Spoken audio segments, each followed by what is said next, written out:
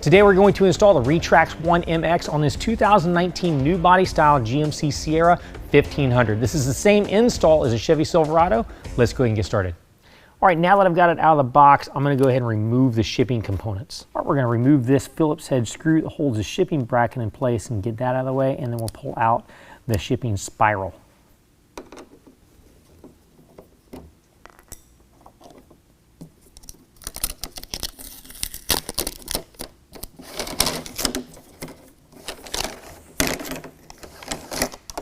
Once you do that on both sides, make sure you retain one of your shipping brackets to use as a spacer tool later in the install.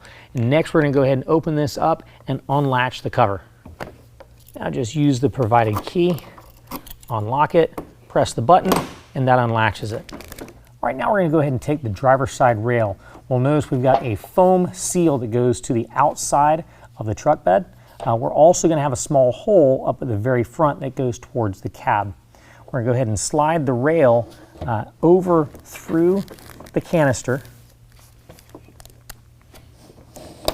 and as the blanket goes into the rail, we're going to line up these holes in the rail to these holes in the canister. It needs to go back behind the canister. Once that's lined up, we're going to take one of our provided silver machine screws and thread that in place. Use a Phillips head screwdriver and get it tightened down. Now go to this hole and put a Phillips head screw through that one as well. And once we get both these tightened down, repeat the same process on the opposite side. Okay, now I've already gone ahead and latched down the cover to keep it from moving around on me. Next, I located the canister cover. This is going to have a little cutout up towards the front that faces the rest of the cover. Our rubber flap is going to face the cab of the truck.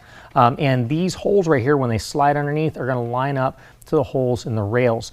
As a quick tech tip, I do want to let you know that these holes, sometimes because of the powder coat, are coated with powder inside the threads. So what I like to do is take one of the screws, run it through with the Allen wrench, and clear the threads out before you line everything up so you don't have to try to tighten it down under a bind.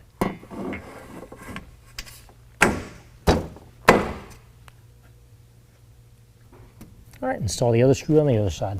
All right, now we recommend using a friend to help you get it up into the bed of the truck. Make sure the rubber gasket is hanging all the way over top of the bulkhead, and make sure it's all the way forward.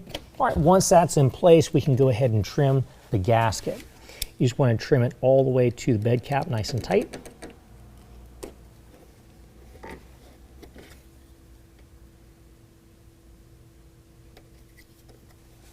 And readjust it in place. Do that on both sides.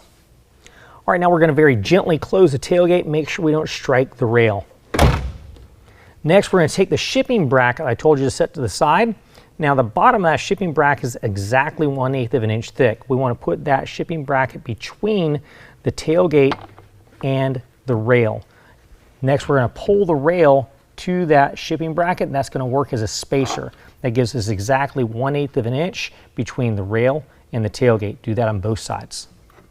Okay, so now we're going to come up from the tailgate. We're going to see two nylon set screws. What that does is that gives a certain depth away from your bed cap.